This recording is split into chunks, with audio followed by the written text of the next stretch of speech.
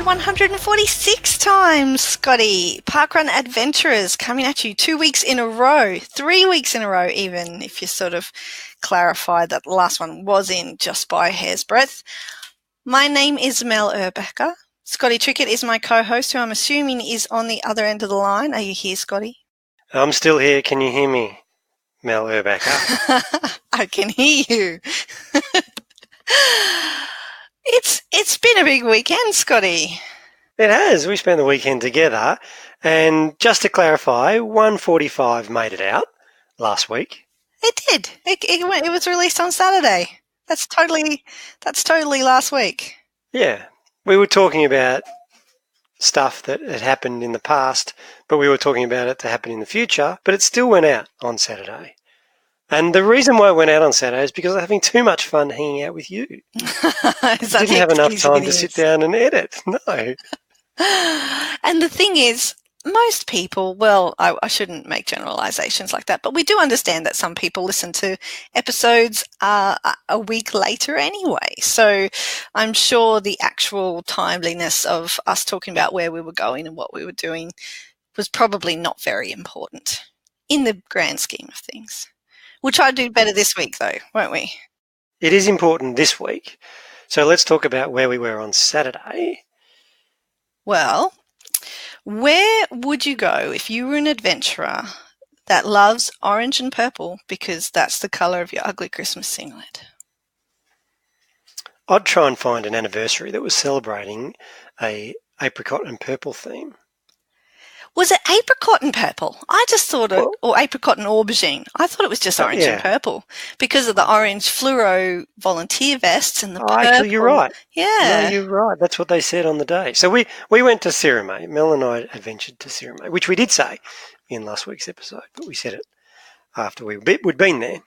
But you're right. It was a purple to celebrate the volunteers, the aubergine, and the orange, not for apricot. It was to celebrate the orange vests. The volunteer that we wear vests, yeah. In Australia.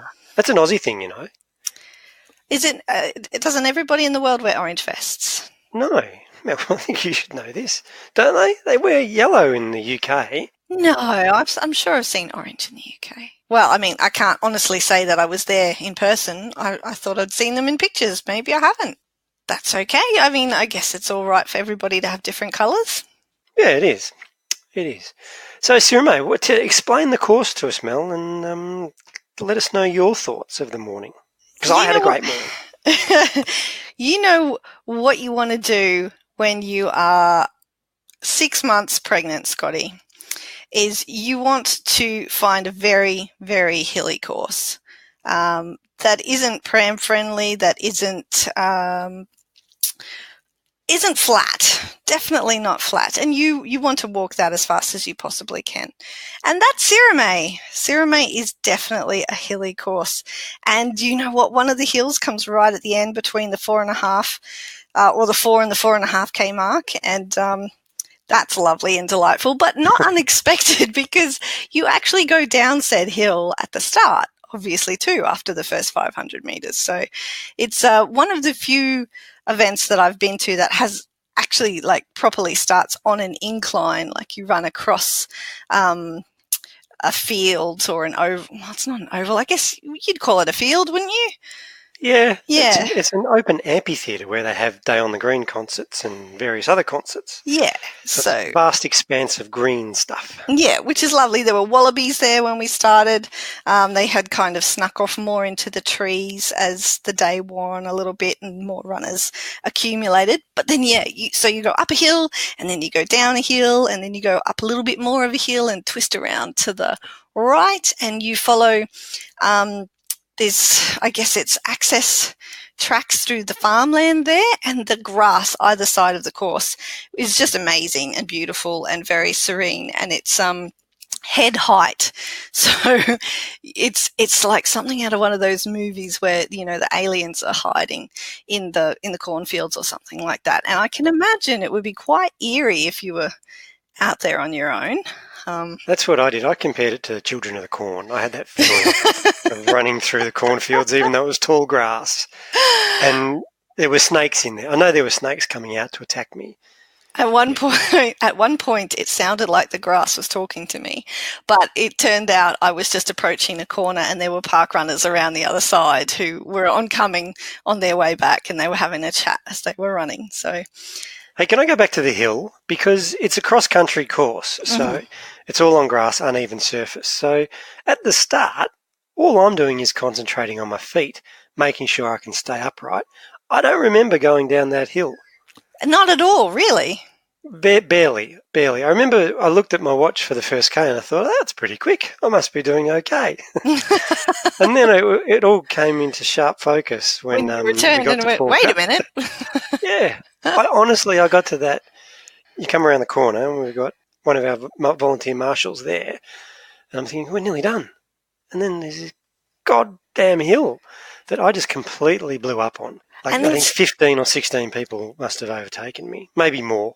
The added technical part of it is you go diagonally up the hill. So you've got the camber. You're not going straight up a hill where you're just straight elevation. You're going to cross it.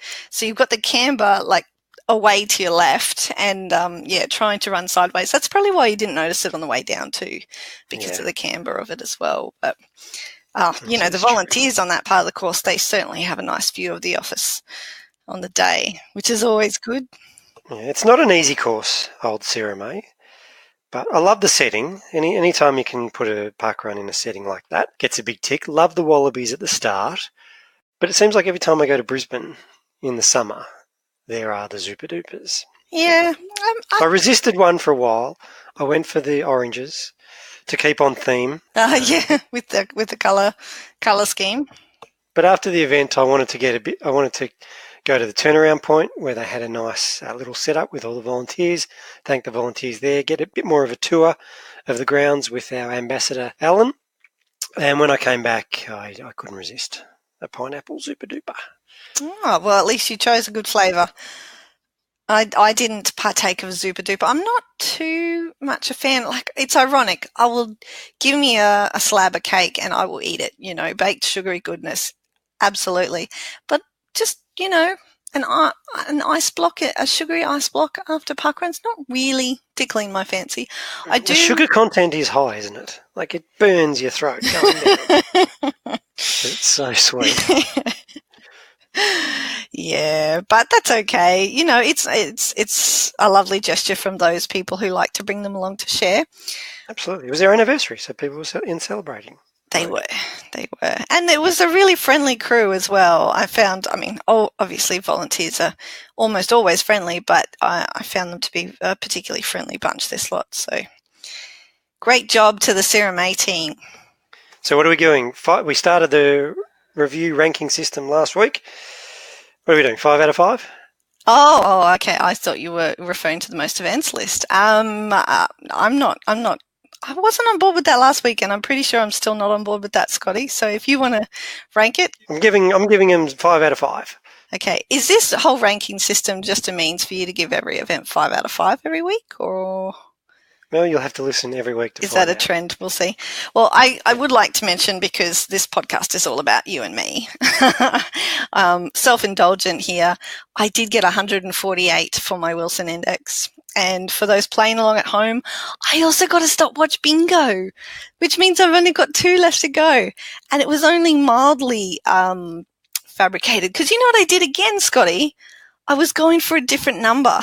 And it turns out that's not the number that I needed. So I think it's working in my favour that I only have a rough idea of whereabouts I need stuff. And look, to be honest, all I did was slow down for about 2 seconds at the finish line. So I was already in the ballpark anyway. I swear to God, Mel, if you get it before me. How many have you got left to go? I got one, and I've been stuck on that one for a while. And again, I missed it by a mere second, so I blame the hill. Again, not my lack of fitness for blowing up. I should probably not laugh, because chances are I'll be stuck on one for like 3 years. Yeah. I just won't be able to get it.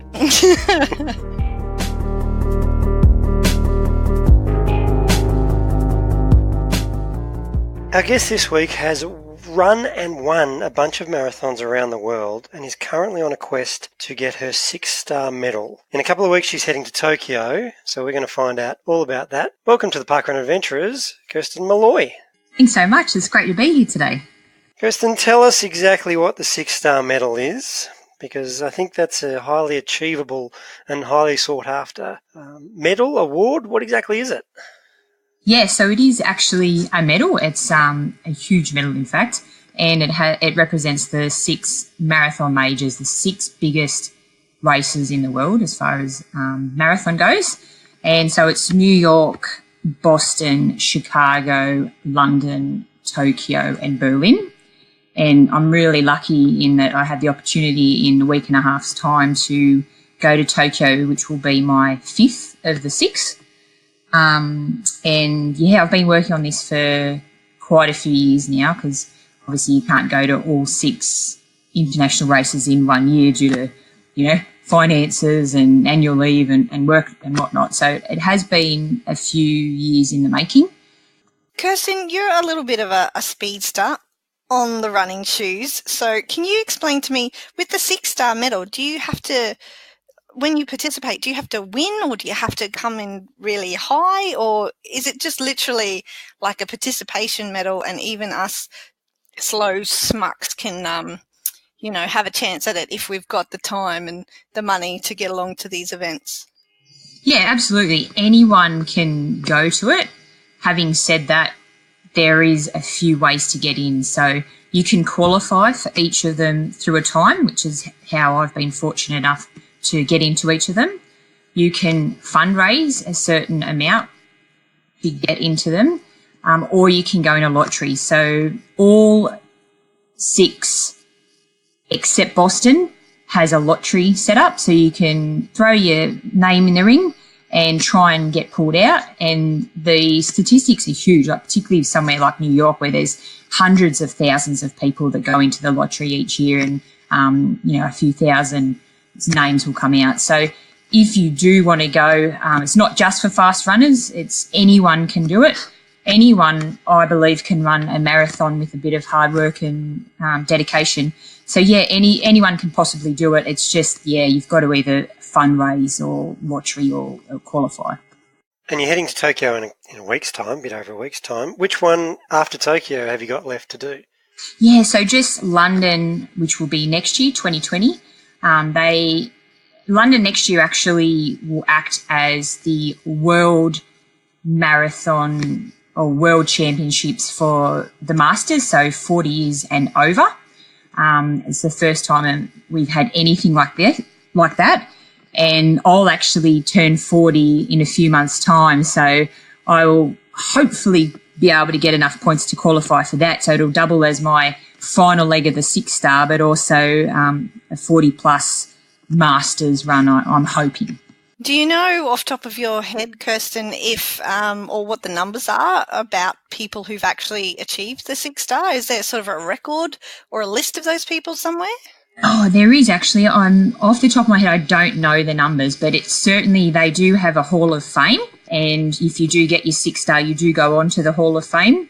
And I feel, particularly in Australia, the momentum's really building, because it is quite attractive to a lot of people, because you go to these events and it is a total experience, but then a lot of people make a holiday out of it as well. And you're seeing amazing things in amazing cities. Like, can you imagine the whole of New York, the whole city, all of the boroughs closed down for a day? Like, it's unheard of. And the same thing will be in Tokyo.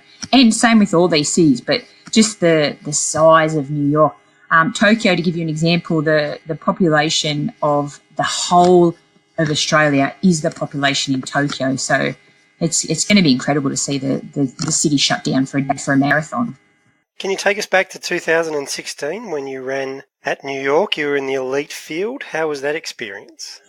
Yeah, so it was really an emotional thing for me, to be perfectly honest, because never in my wildest dreams would I have thought that I would be able to stand on the start line of the elite race in the New York City Marathon next to the likes of Edna Kiplagat, who is the fastest woman in the world, and Mary Keitany, these amazing Kenyans that you see on TV.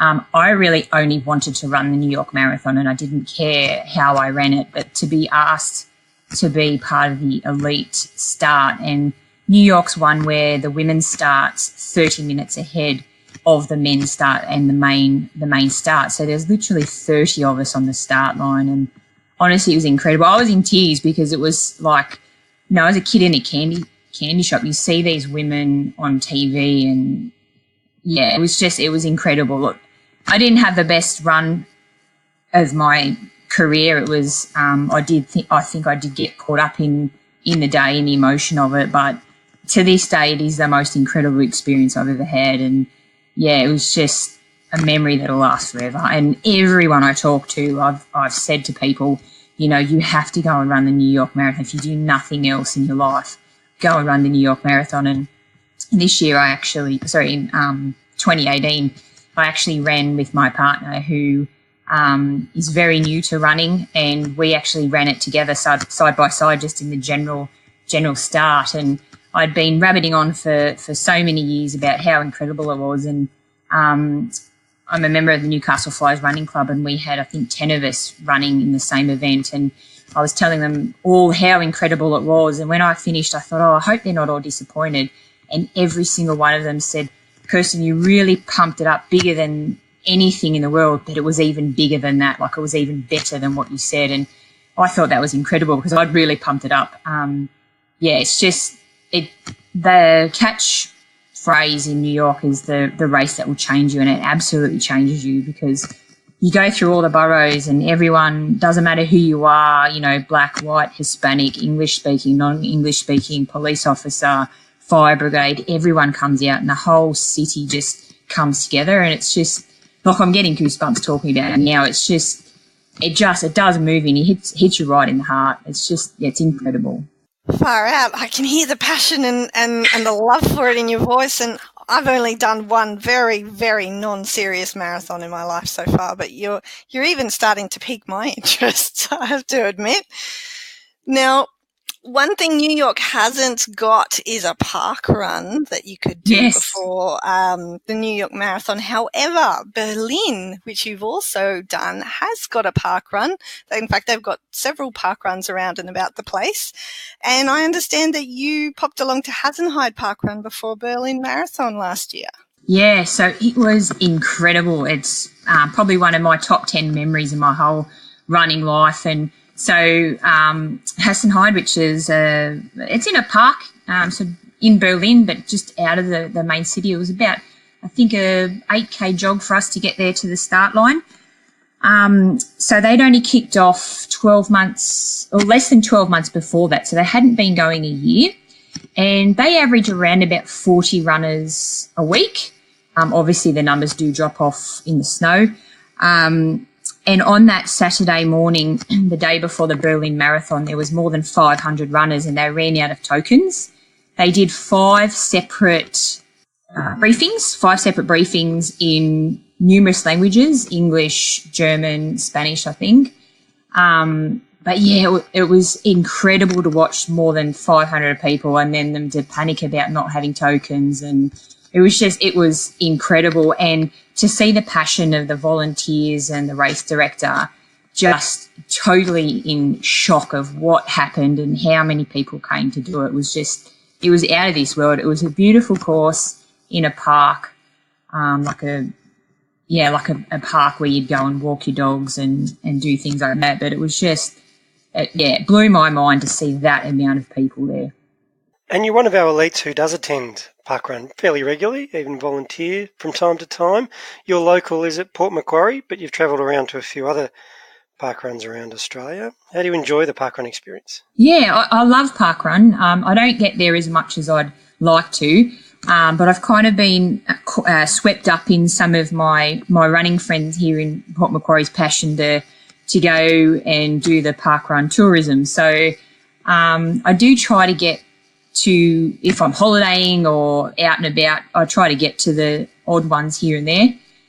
We've come a long way since Newey Park Run, and I reckon that was about, it'd be 6 or 8 years ago when I first did my park run there. And it's totally exploded in Australia. It'd be nice to see it rolled out like in the States where, there's so much potential, but it has absolutely exploded in Australia.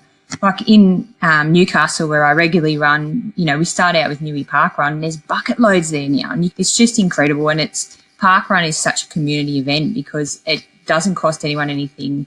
No one has to do anything. You rock up on a Saturday morning and parkrun changes lives. Like I've seen it firsthand where people, aren't fit, do no exercise, and then parkrun comes to town and it explodes. Like it literally explodes, and people, whether they're walking, jogging, running, it changes the whole community. It changes generations because parents go with their kids, and a lot of the time I'll run with some of my friends and some of the people that I'm coaching and those sorts of things. So I generally don't go to parkrun to look for a PB or look for a fast time. On occasion I might go hard, but for me it's about the experience and catching up with the friends and running with other runners.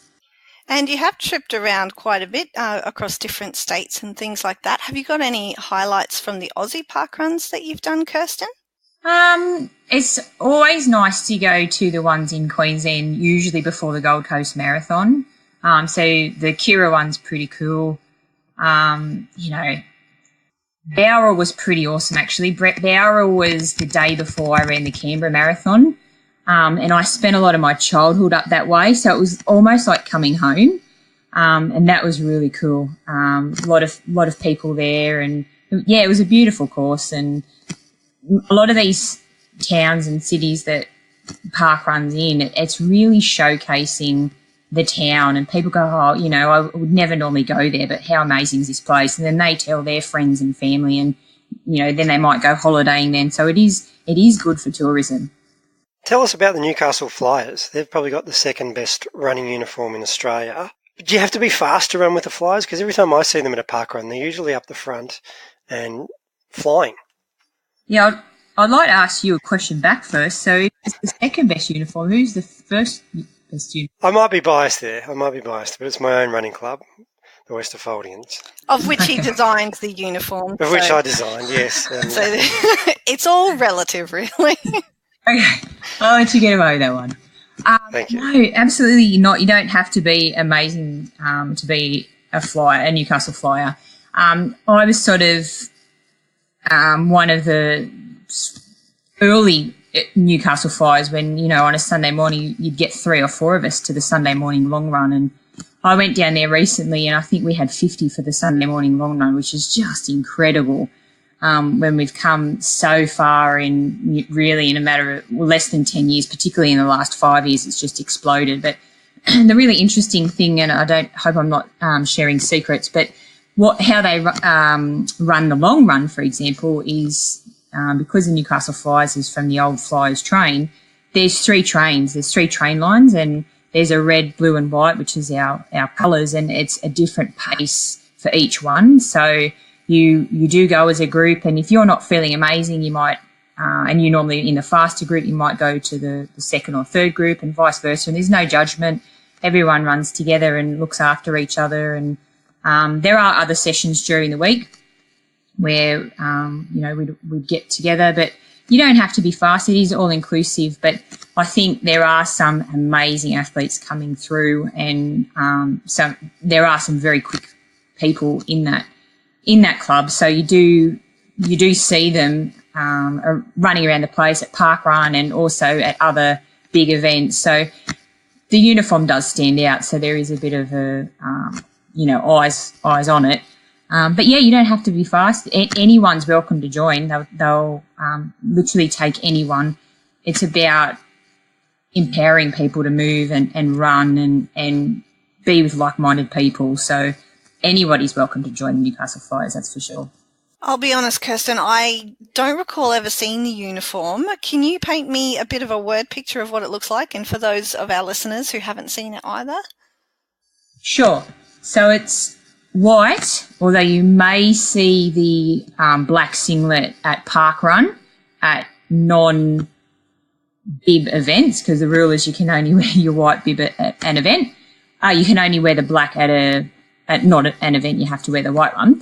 And it's basically red, white and blue, and it symbolises the old Newcastle Fire that ran from Newcastle to Sydney, the fast train, which unfortunately we don't have anymore.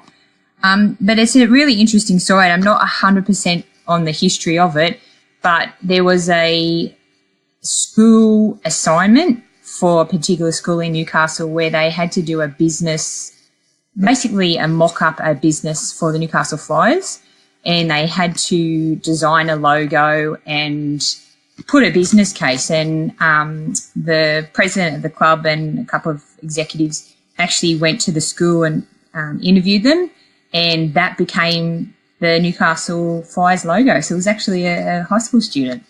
I love it. It's great. Now, another thing I love, Kirsten, is I've got a little bit of an obsession with shoes.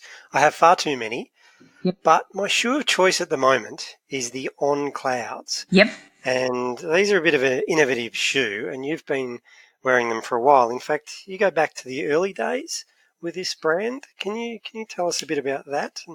Yeah, so I've been in On since 2010, and one of the first in Australia to have them. And a friend of mine was obsessed with them and basically forced them onto me.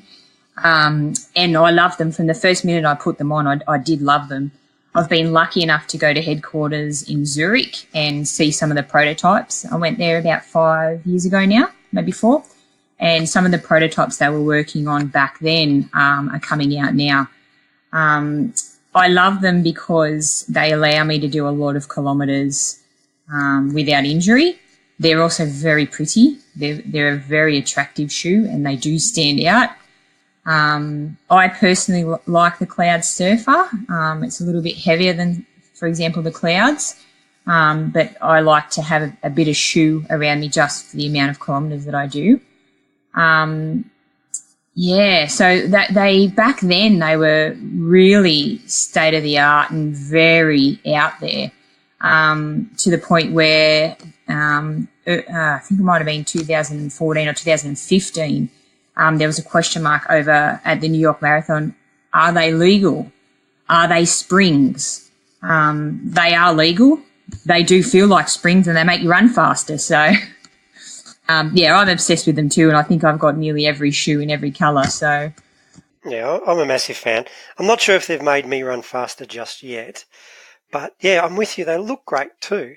So the Swiss do things design-wise really well, and I guess that shows in the shoe.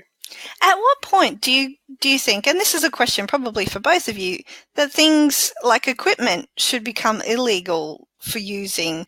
Like, it's not like they're battery powered or, they give you propulsion. It's still a manual thing running. So at what point does clothing become too performance enhancing that it gets ruled out?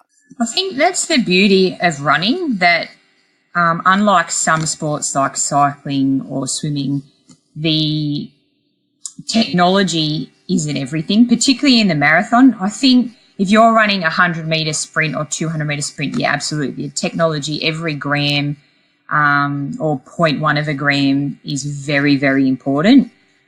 I think when you're running the marathon, yeah, technology is a little bit important, but it's not a major factor. I guess in the top end it is. We saw Kipchoge break the world record with, a bit of technology, but it's not imperative. And that's the beauty of running, that anyone can get a pair of joggers. Some people don't even wear joggers. They go barefoot. But you don't need a lot of things to run. A lot of people make out that you do. You need your fancy watches. And don't get me wrong, I do like a nice watch. But you don't need it. You can put on a pair of average shoes and go and run, which is kind of what I really like about running. Makes it affordable for anyone. An excellent thing to remember when we're all looking at strapping fans to the backs of ourselves so that we can get propelled forward. I often do events in fancy dress with wings, and there's every single time somebody makes a comment about that's being cheating because you can just fly. So Important to remember that running is not about the doodads and the gadgets, and we can just get out and do it. Thank you for joining us this week, Kirsten. It's been lovely chatting to you and hearing all about your goals and all the fun you've been having, tripping about the world and participating in marathons. Your enthusiasm is definitely infectious, so I think I might have to go look up the New York Marathon lottery and see what's involved. Certainly not for next year because I'm not going to be ready for that, but in the not too distant future, perhaps. I might hold you to that. I'm a coach, so when you're ready, I'm happy to provide you with a program and do some coaching. Awesome.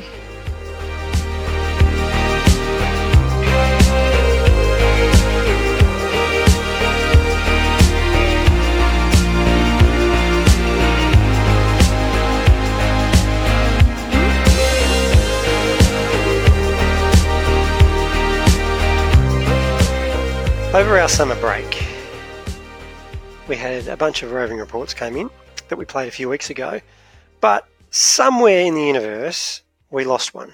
And it was when Lyndell visited Queen's Domain, which would have been really cool because Lyndell was there, I think, the week before I went, so we could have learnt about it before I went. But we're going to extend the time travel episode to go back in time to when Lyndell adventured to Queen's Domain. G'day Parkrun adventurers, g'day Scotty, g'day Mel, it's Lyndell and I'm checking in this morning from Queen's Domain Parkrun in Tasmania. Now I'm here of course for my queue, but I've lucked out. It's their anniversary and it's also a new course, so there's a real buzz of excitement here today. So their birthday's on, so there's cake, there's also a theme. Their theme is queue because there's so many people that come here to get their queue. So I'm dressed as a Queenslander today, all in maroon. We've got a queen here, we've got a question mark, we've got all kinds of things here. So anyway, I'm going to we're not far off starting, so I'm going to check in, do the run, and I'll have a chat later on. It's hard to believe that 12 months ago we took a leap to provide you with a parkrun so the benefits you can reap. I told the council I wanted to start a parkrun in the city. They said, we don't know what that is, but it sounds kind of pretty. Jokes aside, our local council gave us their full support, which is good, because without them we'd have to abort. It also helps that our national sponsors were there. Medibank supporters, even when Matthew called them Medicare. Who could forget our wonderful volunteers? All 344 of them this year deserve our cheers. The Queen's Domain course has been modified. I hope you can see the changes has an upside. Before we start, make sure your course is familiar so you don't run along thinking, oh, this is all very peculiar. So we can all enjoy our parkrun day, I do have some reminders I'd like to say. When you finish, give your finishing tokens to our scanners. Really, it's just good manners. If you need to use the toilet, head over to the club rooms before you soil it. If you have a puppy, keep them on a lead, and children must be with you always. Are we all agreed? Yep. If you have a pain behind your rib, there's no need to panic, we've got a defib. Please keep left along the track. Yes, I'm talking to you. We don't want any collisions, but that's nothing new. If you're celebrating a run milestone, come up in a minute so I can take a picture of you on my phone. This event starts at 9. If everyone was listening, we'll all be fine. Remember, today's about having fun and doing your best, so good luck and enjoy from all of us in an orange vest. Alrighty, I've tracked down Nicholas, the event director here. Now, Nicholas, I captured a fair bit of your rhyming parkrun briefing. Is that a regular occurrence here at Queen's Domain? Yeah, it is. So of the 3 run directors that we have, myself and Joe read out a little poem just for something a bit different to get our message across to our athletes. Matthew's not all that confident though. He doesn't like doing it. So 2 out of 3 weeks we've got a rhyme to begin the parkrun, yeah. Excellent. So what inspired that? So I'm a teacher when I'm not a parkrun director, apparently. And I was procrastinating when I was report writing. So, excellent. Yeah, anything to avoid doing reports. And I said to my wife, I don't like just droning on at these same sort of instructions that everybody hears everywhere else. Let's do something different. And I think I started off rhyming run with fun, and it just went from there. I said, I reckon I can do 2 lines, 3 lines that rhyme, 4 lines, and then it just became the whole thing. So yeah. Well, it's great. It's a lovely touch. Very unique to Queen's Domain. Now, you get a lot of people coming for your queue. Yep. And that was your theme today. How did the theme go, and how was the anniversary? Oh, look, it was great. I was a little bit nervous because queue's an awfully hard letter to to find a costume for, but I think we had about a dozen runners sort of put in a fair bit of thought into what they're doing. Like, you're a Queenslander, and we had some Quidditch players. A couple of people had a barcode attached to their front and outlined the quiet space around a barcode. Yep. And that's pretty creative for a dodgy letter. But yeah, no, it was good. We had some cake to finish off, and I think our numbers have tipped maybe 50 extra numbers above our average, which is really nice. Excellent. And you're being a bit shy about your own costume here. You've come as the Queen of Queen's Domain. Yeah, so I've got my wife's dress on with a little $2 tiara from the reject shop, and I think having my hair out with the beard is really what makes this costume. Absolutely. Topped off with your lovely orange volunteer vest as well. Yeah, exactly. It all sort of matches.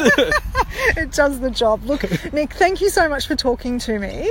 Thank you so much for everything that you and the other volunteers here do at Queen's Domain. It's a wonderful, beautiful run through the bush here. I was actually really taken. This is the Botanical Gardens, yeah? Not quite. It's No? the Botanical Gardens is just down here, but Okay. it's the same postcode, same area, and that same sort of sacred, nobody's allowed to build up here, it's just for the runners, walkers, cyclists. There's a nice little mountain bike track these people are using. It's just It's a gorgeous area, and to be honest, when I was looking to do a park run, I thought, why hasn't somebody already started one here? Like, it makes perfect sense. It's 2 minutes from the CBD, but you wouldn't know it. Like, you think you're in the middle of nowhere. Yeah. It's a beautiful spot. You've done really well. Thank you so much for having me. Absolute pleasure. Thanks so much for having a chat. No and worries. hopefully I'll see you again sometime. Absolutely, you're more than welcome, and so's everybody else listening. Come along. Thanks, Lyndell. And because I've already played the theme music, Mel, tell us where you were on January the 5th. Just an ordinary day in the life of Mel Urbacher? No, the January No. the 5th is never an ordinary day in the life of the Mel Urbacher. January is the celebration of the You're referring to wife. yourself as the these days. Well, you just did it to me. I'm just repeating what you said. The January the 5th is the celebration of the life of the Mel Urbacher, because that's my birthday. Did you have a good birthday this year? That we coincided with parkrun, so I'm sure it would have been the best kind of birthday. It did, just for the second time in my personal parkrun history. The very first, well, because I started parkrun in October, the first January I came across in parkrun world was also my birthday. So that was a great one. This one, I didn't actually tell anybody it was my birthday. So I managed to sneak that in under the radar. However, I did take across 4 watermelons. And I had chopped them up the night before, removed all the rinds, had them just in perfect pick up, eat and go pieces, and had them in the fridge overnight. So they were beautiful and icy cold on a really hot summer's day while we were still doing the beach course. And they were much appreciated by everybody who ate them. So that was nice. I want to go on record. I'd much prefer cold slice of watermelon over a Zupa Duper. Okay.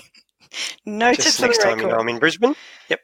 Not that we told anyone we were coming, so it's not like they were preparing for you specifically, Scotty. But No, I'm not the general parkrun audience. I'm directing this really at you, Mel. oh, okay.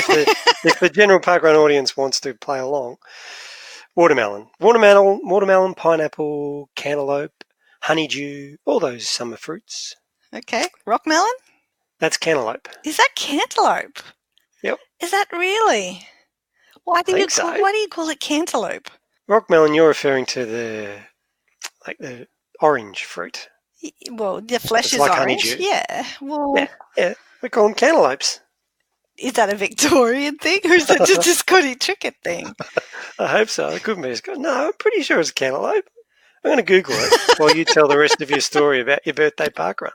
Well, that was pretty much the rest of my story. Just, I took some stuff to share.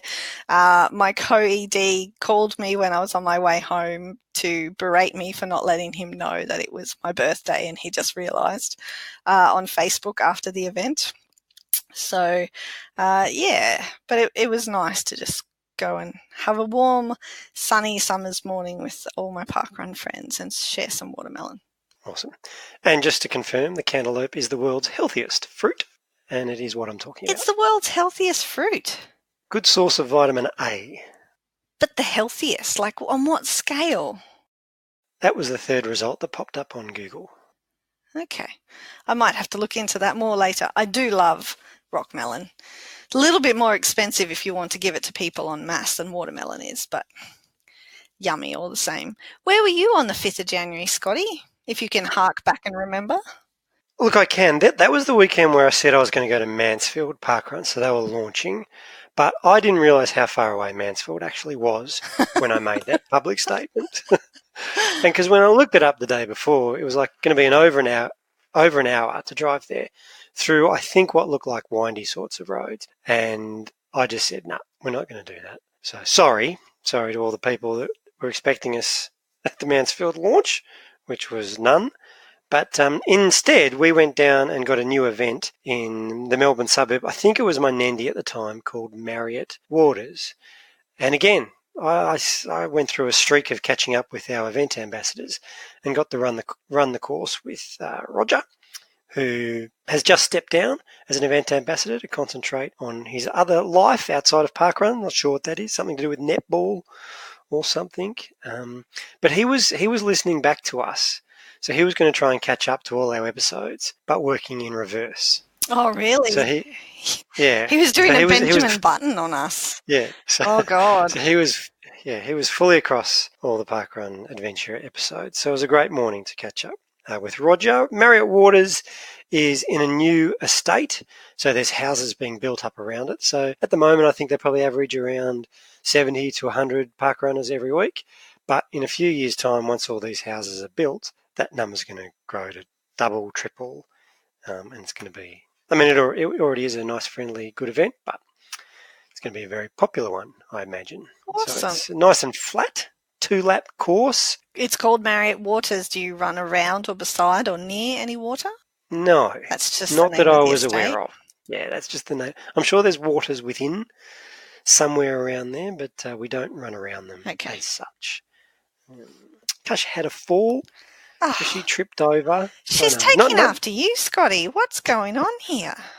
Well, the thing is, I was running and Ivana and Kasha were walking, so I'm not even sure how it happened.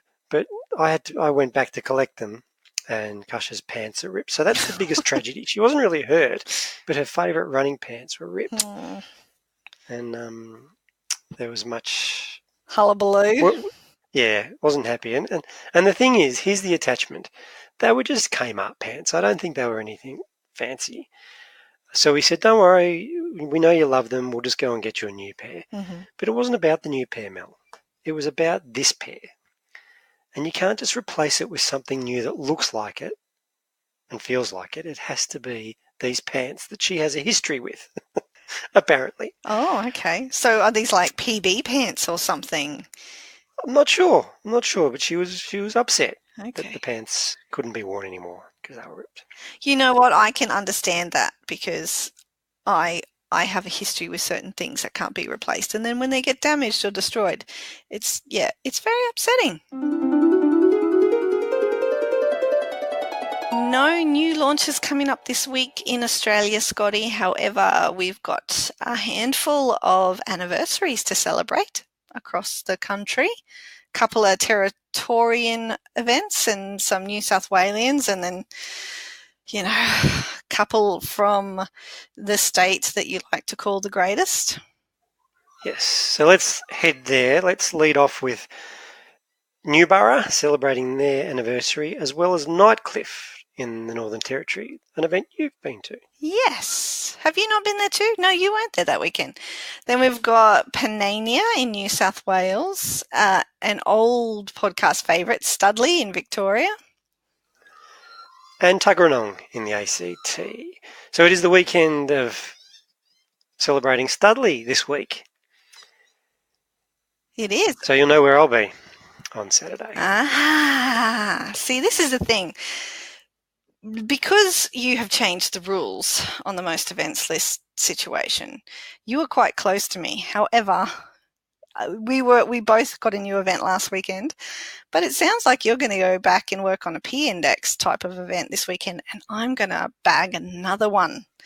Another newbie. So you're going to have to up your game, Scotty Trickett, because you can't just change the rules to make up lost ground every now and again.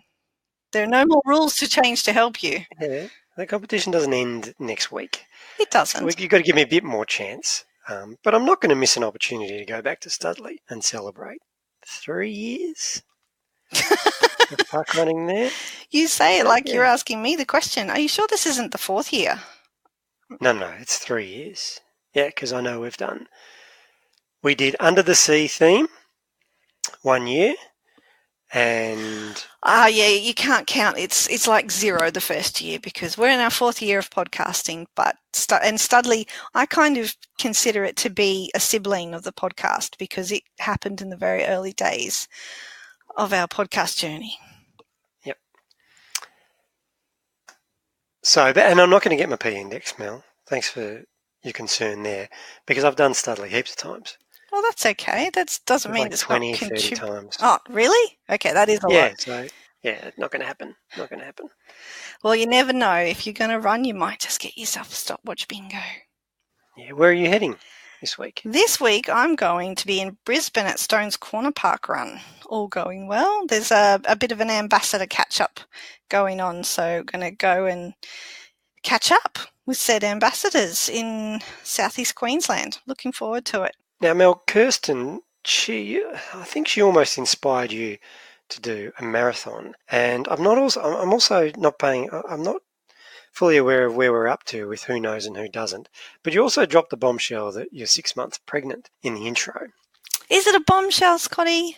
Well, I don't know. I think it would be to some.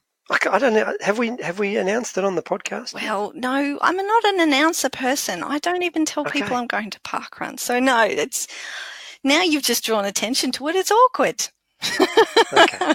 Well, let's focus on the fact that you're going to be inspired to run a marathon. Yes. And it was reminded to me this week that I said in previous episodes of the podcast that I was also going to run a marathon, like a 3-hour 30 marathon, that I have since changed that to say that I will never run a marathon again. Where are you sitting? Are you changing Where your are you mind? sitting right Are you now? going to come to New York with me?